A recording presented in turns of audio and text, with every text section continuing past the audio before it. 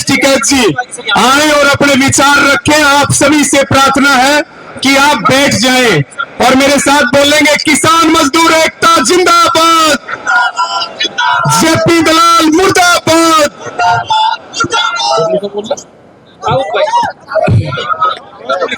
बोलो बैठ लो थोड़ा देर से बैठ लो। आदरणीय सम्मानित किसानों, नौजवान साथियों और जो अध्यक्ष मंडल है, उन सबका धन्यवाद है। हमारी बहनें यहाँ पे आई हुई हैं, सभी पत्रकार बंधु। ये जो मुद्दा है, इसका शोर यहाँ नहीं कि ये हरियाणा में ही है, इसका पूरे देश के किसानों में रोष है। बाहर भी हमारा संगठन गया, वहां पे डेलीगेशन था, तो वहां पे भी इसकी चर्चा थी। कोलंबिया 16 लोग हमारे गए यहां से, पूरे भारत से। ये इस तरह के बयानबाजी बीजेपी करवाती है। उनके 2-3 इशू है, वो मैं एक बार बता देता हूं यहाँ पे, खास करके हरियाणा वालों को। जो इनका टारगेट है, उनकी चाल का हमको पता रहना चाहिए कि वो क्या चल रहे हैं। कुछ महीने पहले उनके वहां पे कुछ फैसले हुए अंदर। फैसला यह हुआ कि हरियाणा कैसे हट सकता है, आंदोलन से इसको कैसे बांटे। उन्हें कहा जी, खाप पंचायत हरियाणा में है, उसको खाप पंचायत को तोड़ने का काम करा जाए। कुछ नई सरकारी खाप पंचायतें बनेगी, उन पर आप ध्यान रखना। कुछ किसान संगठन नए बनेंगे, कुछ किसान संगठनों से टूट होगी। एसकेएम भी सरकारी एसकेएम देश में बनेगा। उनका टारगेट है कि हरियाणा अगर हट जाएगा तो हम पूरे देश पे काबू पा लेंगे। ये बड़ी चाल उनकी है। उन्हें यूपी में भी एक चाल चली थी, एक बिरादरी वहां पे यादव बिरादरी है।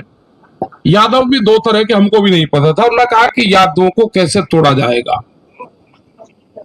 खाप पंचायत पे उनका पहला फोकस था, फिर इसमें है। अगला टारगेट आपके गांव के मंदिरों पे है। वे जोन से लड़ाई लड़ रहे, वही हमको हथियार इस्तेमाल करना पड़ेगा। जितने भी गांव के मंदिर हैं, हम सब मंदिर में पूजा पाठ करें। यहाँ पे भी मंदिर बना हुआ है, सब गांव के लोग चंदा इकट्ठा करके यहाँ पे पूरा मंदिर बनाया, पूरी इसकी मंदिर की जगह है। लेकिन गांव के लोग इसकी समिति कमेटी नहीं बनाते। कहले भाई क्या करेगा, कर लेंगे, आप नहीं करोगे भाई, बीजेपी वाले कर लेंगे। और कागज पक्कू में पक्का रखेंगे और आपको यहाँ आने भी नहीं देंगे। ये उनका टारगेट है। जितने भी मंदिर हैं, अपनी गांव की कमेटी बनाओ, उसमें अपने मंदिरों को अपने कब्जे में लो, नहीं तो सब बीजेपी के लोग आपके मंदिरों पे कमेटी बना के उन पे कब्जे करेंगे। कागजों में कर लेंगे सब। एक बनाएंगे यहाँ पे तहसील में, और वहां से चिट्ठी दे देंगे कि उस गांव में भी हम ही संचालन कर रहे हैं, उसमें भी एक समिति बनाएंगे और शहर में बैठा रहेगा उनके संघ के लोग, और वे करीब 40-50 गांवों के मंदिरों की चिट्ठी वहां से ही दे देंगे। आप कुछ नहीं कर सकते, ये जगह भी जाएगी। उनका सबसे बड़ा टारगेट ये भी है, जो भी यहाँ पे कमेटी फैसला लेगी उसमें हम सब लोग उस पर मोहर लगाए, उस पर सहमति जताए, सब लोग उसके ऊपर काम करेंगे। हमारे इशू दूसरे हो रहे हैं, किसान के मुद्दे हैं। एमएसपी गारंटी कानून का एक बड़ा सवाल है, वो देश में लागू होना चाहिए। पहला उत्तर था कि हरियाणा में राजस्थान का भी फसलें बिकती थी, उत्तर प्रदेश की भी बिकती थी, हिमाचल की भी बिकती थी, उत्तराखंड भी लेकर आता था। आज हालात क्या होगी कि हरियाणा का किसान भी अपनी फसल नहीं बेच पाता। ये इसलिए हुआ कि जो भी आपकी एमएसपी पे खरीद होती है, हरियाणा के किसान की भी पूरी खरीद नहीं होती। जो व्यापारी है वो खरीद में लग गया, बाहर से सस्ते में खरीदता है और हरियाणा के किसान के नाम पर बेचता है।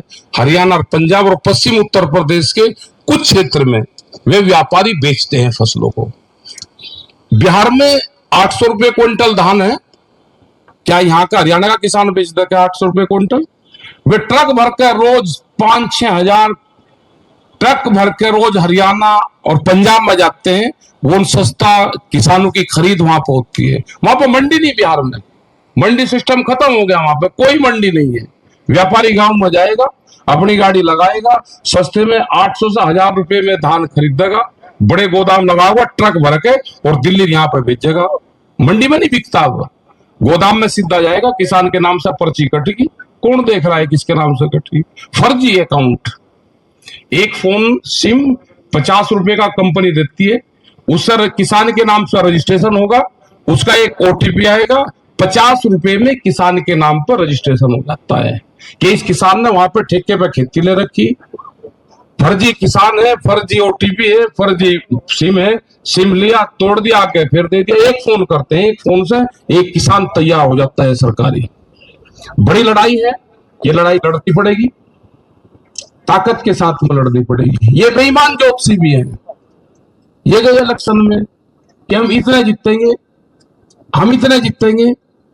भाई पहले ही कैसे पता कितने जीतोगे? क्योंकि जब ज्योतिषी बेईमान हो जाए और राजा तानाशाह हो जाए तो ये स्थिति जब आती है। ये तानाशाह हो गए, और एक बिरादरी का अगर मैं नाम ले लूं तो भाई गुस्सा तो करना नहीं, क्योंकि जो इनकी पॉलिसी में, उनके जो एजेंडे में है, जाट बिरादरी के लिए उनका एक सीधा ही अकेला एक फंडा है। ध्यान से सुनो ना, मुझे नहीं पता कौन कौन बैठे, लेकिन मैं बता दूं, उनके एजेंडे में है कि जो जाट है ये हिंदू नहीं बनने का कभी भी, इनको दूसरों से बांटने का काम करो। ठीक है, मेवात में क्या होना था कि चारों तरफ से ये लग जाएंगे, हरियाणा लग जाएगा, यूपी लग जाएगा, राजस्थान लग जाएगा। या तो ये लड़ेंगे, लड़ेंगे तो फिर कह देना जी तो ये लड़े, ना लड़े तो इनको अलग करो। अपने संगठन को मजबूत रखो, दूसरी बिरादरियों को साथ लेकर चलो। ये आपको काटने का कोशिश कर रहे, हमारी बिरादरी तो किसान है, ये एक बिरादरी पे काम करते हैं, वो कैसे अलग होगी?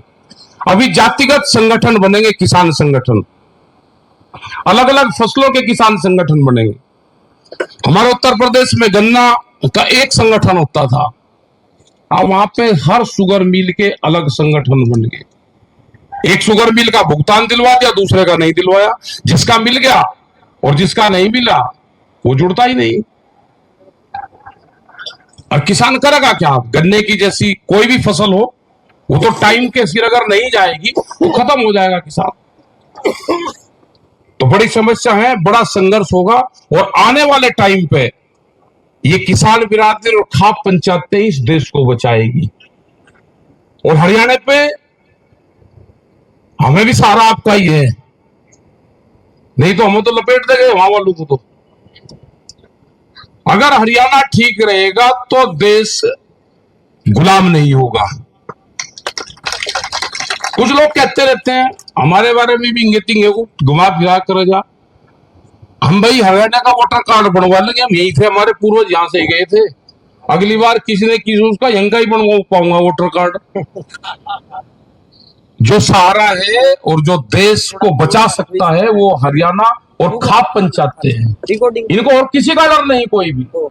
ये कहे कि खाप पंचायत हमारे खिलाफ भी साजिश रचते रहते हैं सरकार के लोग। उनको यह है कि हरियाणा से इनको कैसे खराब करा जाए।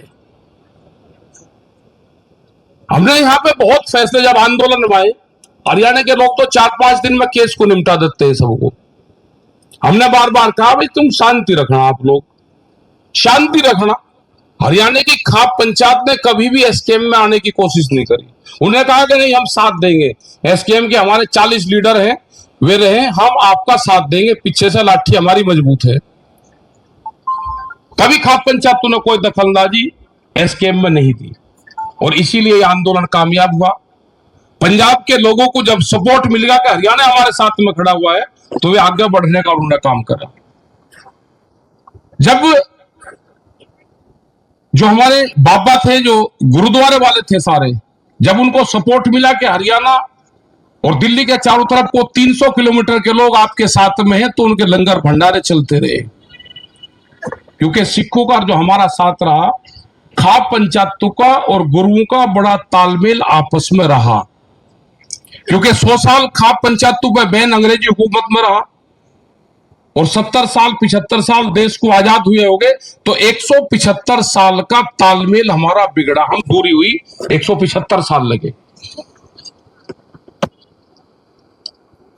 बंदा सिंह बहादुर जब गुरु गोविंद सिंह यहां से गए तो नाहरी गांव सोनीपत में है, वे आखिरी बार वहां पर गए थे। वे वहां से महाराष्ट्र चले गए थे, तो वहां से बंदा सिंह बहादुर उन्हें भेजे थे। बाबा बंदा सिंह बहादुर 3 महीने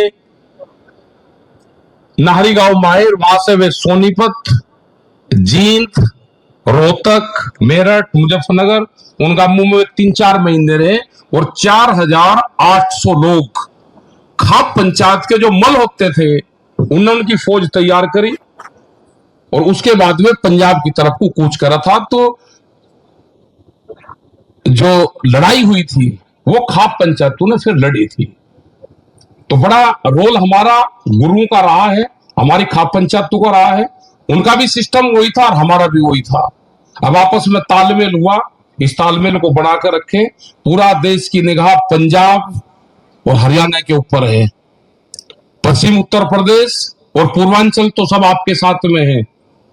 जैसे जैसे यहां से लोग बढ़ते हैं, यहाँ की कोई भी मीटिंग होती है तो उसपे पूरे प्रदेश में नजरें रहती है। हमारे पे वहां जितना होता है हम पूरा मजबूती से वहां पे काम करते हैं। वहां पे दूसरे कोई और ज्यादा संगठन है भी नहीं। एसकेएम के साथ में जितने संगठन है हम सब मिलकर वहां पे मजबूती के साथ में अपने प्रोग्राम करें। लेकिन हरियाणा कड़ेपन से अपना काम करता है, दबंगी से अपना काम करता है। पूरा देश आपकी तरफ देखता है। हमारी खाप पंचायतें बची रहे, मजबूती से ये खड़ी रहे। जब देश में कहीं कुछ नहीं बचेगा तो बीज वो यहीं मिलेगा, यहां से ही फिर दोबारा उत्पत्ति होगी। अभी और डाउनफॉल आएगा। अभी जो पॉलिटिकल पार्टी है, ये पॉलिटिकल पार्टी टूटेंगी, इनके जो लीडर होंगे वे तोड़े जाएंगे, वे बीजेपी में शामिल हो जाएंगे। बीज कहीं कहीं मिलेगा, बीज कहीं कहीं मिलेगा और वो बीज फिर यहां पर टटोल जाएगा खाप पंचायतों में। अभी मुसीबत बहुत आएगी। अभी 5 महीने इनको हो गए, इनको 24 महीने का टारगेट है, अभी 18 महीने है। इनको हर आदमी को ये चिन्हित कर रहे हैं कि कौन बीजेपी आरएसएस की विचारधारा से कौन परिवार है। ध्यान से सुन लेना बात, कौन उनकी विचारधारा से है, कौन उनकी विचारधारा के खिलाफ है। जो उनकी विचारधारा के खिलाफ होगा उनके बच्चों की नौकरी नहीं लगे, उनके खिलाफ गांव से ही मुकदमे दर्ज होंगे। एक आदमी को देश में चिन्हित करने का पूरा डाटा तैयार हो रहा है। उनकी इंक्वायरी होगी, जमीन की हो, कोई और धंधे हो उसकी हो, कोई पेट्रोल पंप वाला है, कोई राशन डीलर वाला है, कोई मास्टर है, वो आपके साथ में कोई नहीं रहने का, सब चले जाएंगे। कोई धंधा कुछ कर रहा होगा वो सब चले जाएंगे, किसी का फैक्ट्री होगी वो होगा, वो सब चले जाएंगे। कुछ लोग बचेंगे, जो लड़ाकू होंगे वे बचेंगे और ये उसी से ही ये लड़ाई लड़ी जाएगी। तो अपना तैयार रखो, मजबूती के साथ में आप खड़े रहो, डटे रहो और जो भी हमारी पंचायत का फैसला, कमेटी का फैसला आएगा उस पर हम सब लोग निर्णय करेंगे। आपके बीच से ही है सब लोग। जो बयान दिया है बयान गलत है। हरियाणा में या और जगह भी कुछ इस तरह के सरकारी लोग हैं, बगैर सरकार के बयान नहीं दे सकते, बगैर सरकार के बयान दे ही नहीं सकते। हमने कहा भी है कि भाई ये सरकार का बयान है या व्यक्तिगत बयान है, लेकिन जवाब तो ये देते ही नहीं। ये तो अपनी बात बताते हैं, जवाब नहीं देते कुछ भी, क्योंकि ना किसी किसान संगठन से मिले। 22 जनवरी 2021 3 साल होने को है। 3 साल पहले भारत सरकार से एसकेएम के लोगों की बात हुई थी, उसके बाद में किसी से कोई बातचीत इनकी नहीं हुई। तो आप लोगों का धन्यवाद, पूरी कमेटी का, पूरी खाप पंचायतों का धन्यवाद है कि लोग आए और शांतिपूर्ण तरीके से बैठे रहे यहाँ पे। और इस क्षेत्र में टिकैत साहब भी यहाँ पे कई बार लोहारू और इस क्षेत्र में आते थे। बारडा का कांड हुआ उसमें भी आए, हम भी आए उस टाइम पे। तो आप लोग यहाँ पे बहुत मजबूती के साथ में आपके सब लोग हैं, पूरी खाप पंचायत पे यहाँ पे आए। और एसकेएम अब जो भी छोटा बड़ा कोई भी संगठन बन रहे हैं, कोई बना ले, महिलाओं का संगठन बड़ा और नई समितियां बन रही है, तो ये एसकेएम ऐसा बन गया कि इसमें सबकी खपत है। किसी के विचार एक दूसरे से नहीं मिले, दूसरा बना ले भाई, लेकिन आ जाए एसकेएम में, अपना झंडा रख ले, कोई मजे नहीं करता। अपना झंडा रख, अपना डंडा रख, अपना बिल्ला रख, 2100 रुपए में रजिस्ट्रेशन हो जा, रजिस्ट्रेशन करवा ले, आ जा। लेकिन लड़ाई लड़, उनके साथ में मत जा, सरकारी मत बनना। और जो सरकारी बनेंगे वे आपके बीच में आएंगे। तो आपका धन्यवाद। जय हिंद, जय भारत, जय हिंद संविधान।